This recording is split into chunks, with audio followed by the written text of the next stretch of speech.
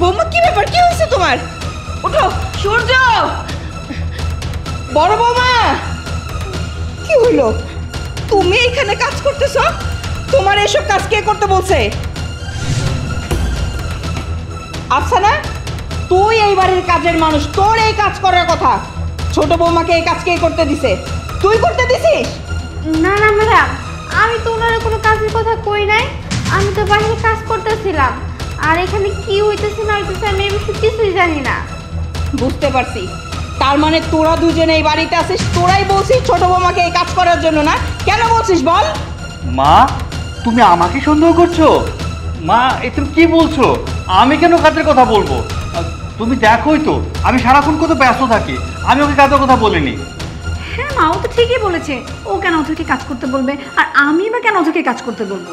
আমি তো জানি অথ প্রেগনেন্ট, ওর এই সময় রেস্টের দরকার। ওকে কাজ করতে গিয়ে আমি বলবো? আপনি বলেন না। তোমাকে আমি খুব ভালো করে চিনি, তুমি আমাকে বলতেছো না ওর রেস্ট করার সময়? সেটা তুমি জানো?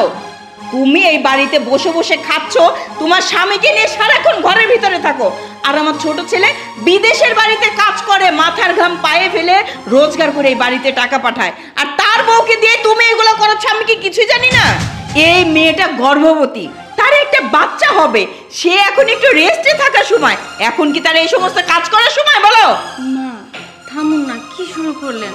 সবাই মিলে যদি বাড়ির মধ্যে এত চিল্লাপাল্লা করেন তাহলে তো বাড়ি থেকে অশান্তি কখনোই দূর হবে না। বাদ দিন না। বৌমা, আর কত বাদ দিতে বলবে বলো?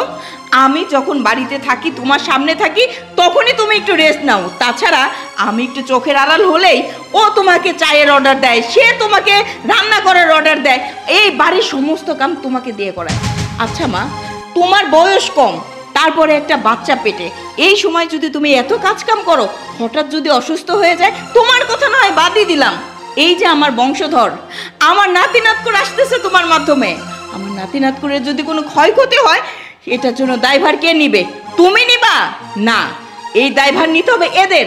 এই মা হইছিস, এতগুলো বছর হয়েছে এই বাড়ির বউ হয়েছিস, কোথায় একটা নাতি নাতকুর দিতে পারছিস? পারিস নাই। শুধু স্বামী স্ত্রী মিলে পারিস একটা জিনিসই কোটনামি করা, আর এই ছোট বউকে কিভাবে পরিশ্রম করাবি, কাজ করাবি, শুধু সেইগুলো করতে পারিস।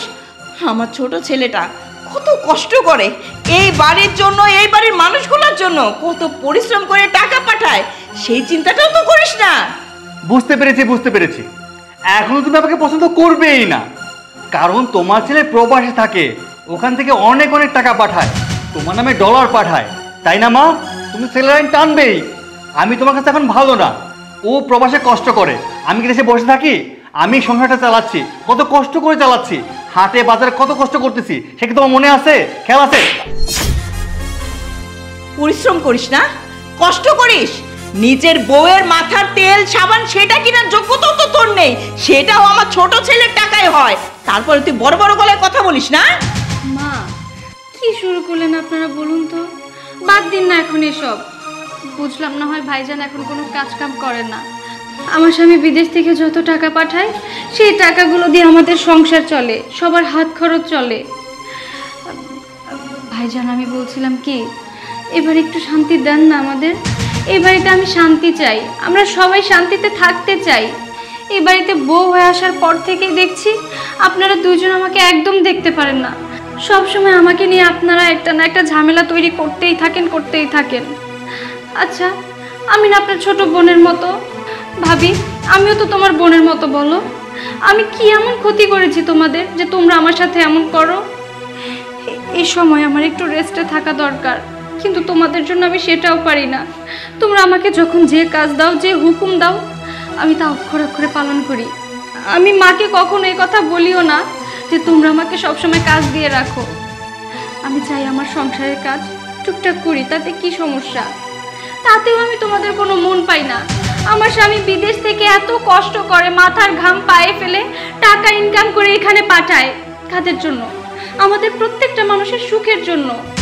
আপনার তো এখন কোনো কাজ নেই, আমি আপনাকে কথা শোনাচ্ছি না, আপনি তো বসে বসেই খাচ্ছেন, আমার স্বামীর টাকা খাচ্ছেন। কই, আমি তো আপনাদের কখনো কথা শোনালাম না, আমি তো কখনো বলিনি আমার স্বামী টাকা পাঠাচ্ছে, সেই টাকা আপনারা খেতে পারবেন না, আপনারা তো বিলাসিতা করতে পারবেন না।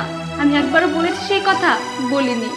কারণ আমি চাই আমরা প্রত্যেকটা মানুষ যেন এক হয়ে থাকতে পারি। হয়তো বা আজকে আপনার কাজ নেই, কিন্তু 2 দিন পরে কাজ হতেও পারে। তাই বলে যে আপনাদের আমরা ফেলে দিব, এমন মন মানসিকতার মানুষ আমি না, আমার হাজবেন্ডও না, এবং আমার শাশুড়িও না। আমি শুধু চাই আমরা প্রত্যেকটা মানুষ একটু ভালো থাকি, সুখে থাকি। আর মা, আপনাকেও বলি, আর ঝামেলা করবেন না। আমি শুধু আমার হাজবেন্ডের আসার অপেক্ষায় আছি। ও ভালো ভালো দেশে আসবে, আমার সন্তান এই পৃথিবীর আলো দেখবে। আমি চাই আমার সন্তান যেন তার বাবার মুখটা আগে দেখতে পারে, আমার স্বামী যেন তার সন্তানের মুখটা দেখতে পারে। আমি শুধু তোমাদের কাছে এইটুকুই চাই, প্লিজ এ বাড়িতে আর কোনো অশান্তি এলো না। আমার আর এসব ভালো লাগে না। বৌমা হয়েছে, শোনো বড় বৌমা, এই বাড়িতে যদি থাকতে হয় তাহলে আজকের পরের থেকে এই সংসারের যত কাজ আছে তুমি করবে। শোনো, আমার নাতি নাতকুর যতদিন এই পৃথিবীর আলো না দেখবে, আমার ছোট বৌমা সুস্থ না হবে, ততদিন পর্যন্ত এই বাড়ির একটা কাজও করবে না। তোমরা দুজন মিলে সব কাজ করবে, কথাটা যেন মাথায় থাকে। চলো বৌমা।